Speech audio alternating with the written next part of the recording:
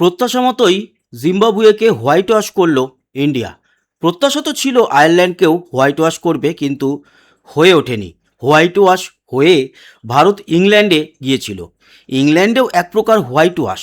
একটি ম্যাচ হয়নি তাই হোয়াইট ওয়াশ বলা যাবে না, কিন্তু বাকি যে 4টে ম্যাচ হয়েছে সেখানে 4-0 সিরিজ হেরেছে। র্যাঙ্কিংয়ে দ্বিতীয়ই নেমে এসেছিল। ইংল্যান্ড চলে গিয়েছিল 1-এ। এরপর জিম্বাবুয়ের সঙ্গে ছিল 3 ম্যাচের টি-20 সিরিজ। প্রথম ম্যাচ 23 তারিখ 23শে জুলাই, দ্বিতীয় ম্যাচ ছিল গতকাল 25শে জুলাই, আর আজ ছিল তৃতীয় ম্যাচ 26শে জুলাই ভারতীয় সময় বিকেল 4:30 থেকে। সেই ম্যাচে ভারত জয়লাভ করেছে। ভারত প্রথমে টসে জেতে এবং ব্যাট করার সিদ্ধান্ত নেয়। আর হোয়াইট ওয়াশ বলুন, সিরিজ জয় বলুন, এটাই কিন্তু অধিনায়ক শ্রেয়াস আইয়ারের প্রথম একটি সিরিজ জয়। এবং এই জিম্বাবুয়ের সঙ্গে প্রথম যে 23 তারিখ ম্যাচ খেলেছিল সেটা ছিল শ্রেয়াস আইয়ারের নেতৃত্বে প্রথম জয়। আজকে প্রথমে ভারত ব্যাট করে এবং ব্যাট করতে এসে ভারত 192 রান তোলে, যার মধ্যে অন্যতম হচ্ছে বৈভব সূর্যবংশীর যে 81 রানের ইনিংসটা, সেই 81 রান। এবং 49 বলে 81 করেছে বৈভব, 8খানা 4, 4খানা 6 মেরেছে, 165.31 হচ্ছে স্ট্রাইক রেট। আরেকটু যদি ধরে খেলতো তাহলে আজকে একটা সেঞ্চুরি হয়েও যেতে পারতো। তবে এই 3 ম্যাচের সিরিজে 2খানা হাফ সেঞ্চুরি করে ফেললো, ফলে বৈভব আরও অনেক বড় হবে, আরও অনেক দূরে যাবে, সেটা আমরা আশা করতে পারি। আজকের টিমে মূলত দুটো পরিবর্তন ছিল গতকালকের টিমের সঙ্গে। এক, শিবম দুবের জায়গাতে খেলানো হয়েছে সূর্যাংশ শেঠগেকে, আর অন্যদিকে প্রিন্স যাদবের জায়গায় আজকে কিন্তু দলে নেওয়া হয়েছিল অশোক শর্মা। গতকাল যেরকম ইয়াশ ঠাকুর ছিল, ময়াঙ্ক যাদব ছিল, ওরা মোটামুটি সবাই, আর এদিকে অভিষেক শর্মা, বৈভব, ঈশান কিষান সবাই ছিল। আমি ভেবেছিলাম আজকে হয়তো প্রভ সিমরান সিংকে খেলালেও খেলাতে পারে, তবে খেলায়নি। এটা ভিভিএস লক্ষ্মণ কিন্তু মোটামুটি দায়িত্ব নেওয়ার পরেই এই সিরিজের জয়, ওই জঘন্য হারের পর, এবং র্যাঙ্কিংয়ে দ্বিতীয় চলে গেছিল। এই সিরিজ জিতে বা গতকালকের ম্যাচ জেতার পরে ভারত কিন্তু আবার 1 নম্বর র্যাঙ্কে ফিরে এসছে টি-20-র যে আইসিসি র্যাঙ্কিং সেখানে। আজকে অশোক শর্মার একটা জিনিস ভালো লেগেছে, আজকে কিন্তু ভালো বল করছে, দুটো উইকেট নিয়েছে, পরে আসছি ডিটেলসে। তবে ওর একটা হ্যাট্রিক মুভমেন্ট তৈরি হয়ে গিয়েছিল। একটি বলে ক্যাচ ওঠে, সেটা ক্যাচ নেয়, এবং দ্বিতীয় বলে ও কিন্তু কট অ্যান্ড বোল্ড করে। যে ক্যাচটা নিয়েছে ফাস্ট বোলার বল করে, আবার একটুখানি বেঁকে গিয়ে বাঁ হাতে ক্যাচটা যেইভাবে নিয়েছে, বেরিয়ে যাচ্ছিল বল, ওটা প্রশংসার যোগ্য। তবে আজকে প্লেয়ার অফ দ্য ম্যাচ বৈভব সূর্যবংশী। আজকের ওভারঅল ম্যাচ যদি আমরা আপনাদের সঙ্গে আলোচনা করি তাহলে মারাত্মক জঘন্য ফিল্ডিং হয়েছে। ভারত জিতেছে বটে, কিন্তু ফিল্ডিং হয়েছে খুব জঘন্য। আজকে ভারত এই ম্যাচ 35 রানে জিতেছে।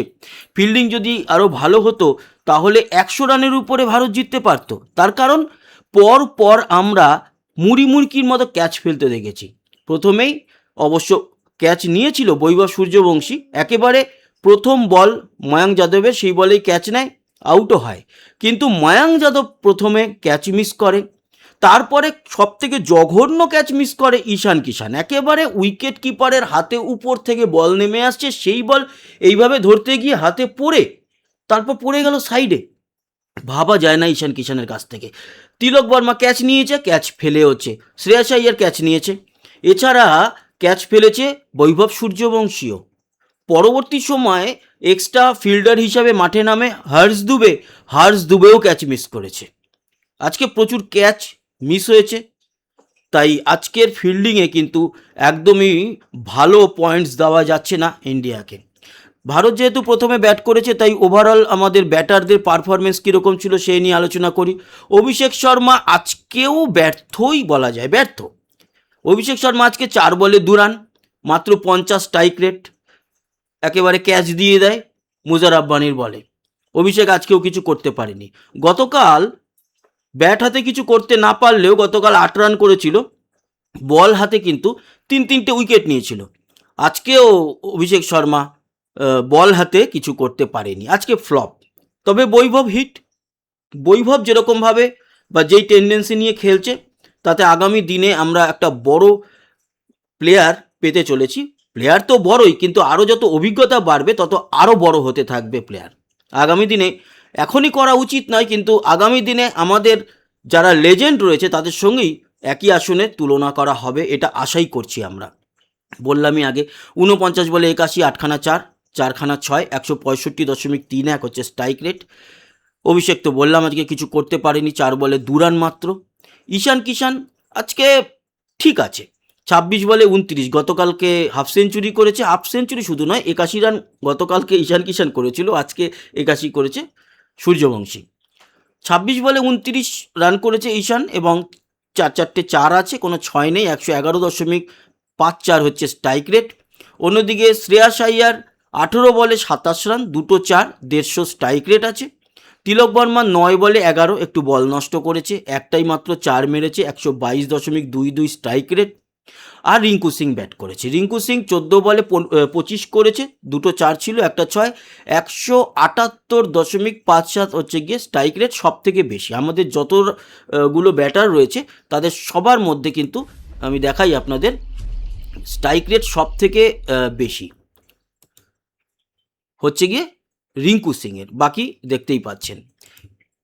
এই ৬জন ব্যাটার ছাড়া আমাদের আর ব্যাটিংয়ের নিয়ে আলোচনা করার জায়গা নেই। তার কারণ হচ্ছে এরা যে ৫জন আমাদের বোলার বা অলরাউন্ডার রয়েছে, সূর্যাংশ শেঠগে অলরাউন্ডার হিসাবে কিন্তু ও ব্যাট করেনি, কিন্তু বল করেছে। আজকের বোলারদের পারফরমেন্স কীরকম ছিল সেটাও আলোচনা করব আপনাদের সঙ্গে।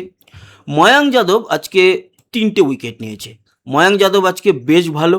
ময়াঙ্ক যাদব স্ট্রাইক বোলার, প্রথমেই বল করতে এসেছে এবং ফার্স্ট বলেই উইকেট নিয়েছে। প্রথম দিনও তাই নিয়েছিল, আজকেও কিন্তু ফার্স্ট বলে উইকেট নিয়েছে এবং বৈভব সেই ক্যাচটা ধরেছিল।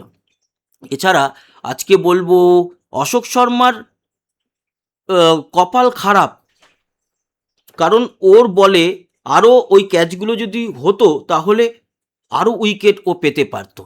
ইয়াশ ঠাকুর আজকে ৪ ওভার বল করেছে এবং ৪৫ রান দিয়ে ২ উইকেট।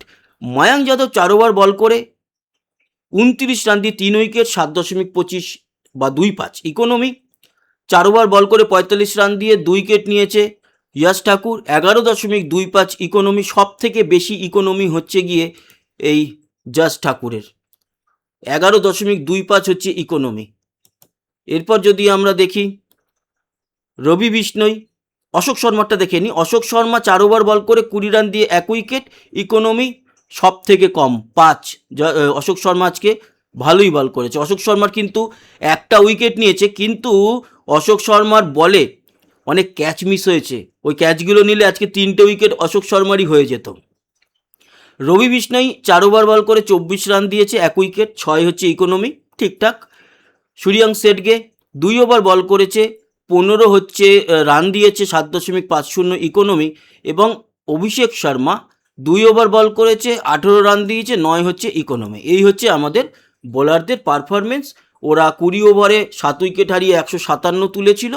ইন্ডিয়া ৩৫ রানে কিন্তু জিতে নিয়েছে এই ম্যাচ। এখনো পর্যন্ত আমার যা মত বা মনে হচ্ছে তাতে কোনো মানে সূর্যবংশী ছাড়া আর কাউকে দেওয়ার কোনো সম্ভাবনাই নেই। তো আমার কাছে অফিসিয়াল খবর নেই, এখানে আমরা এখনও দেখতে পাচ্ছি না। তবে সূর্যবংশী আজকে প্লেয়ার অফ দ্য ম্যাচ।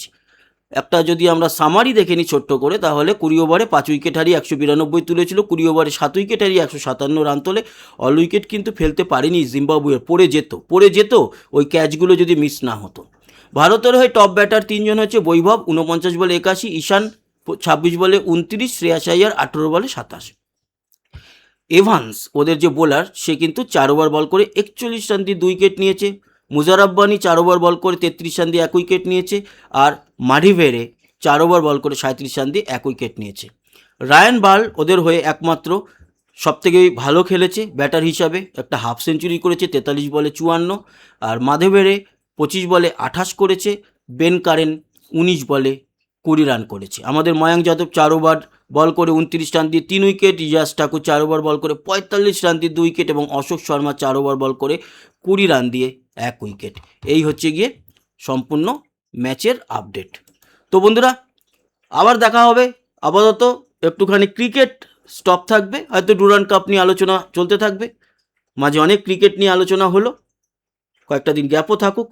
ভালো থাকবেন, সাবস্ক্রাইব করে আমাদের সঙ্গে জুড়ে থাকবেন। যারা মানে যেই টুর্নামেন্টগুলো আসছে পরপর তার আপডেট কিন্তু আপনারা পেতে থাকবেন। যেরকম শ্রীলঙ্কার সঙ্গে টেস্ট সিরিজ আছে, বাংলাদেশ যাবে ভারত, এছাড়া এশিয়ান গেমস রয়েছে, সেখানে ক্রিকেট জুড়ে গেছে।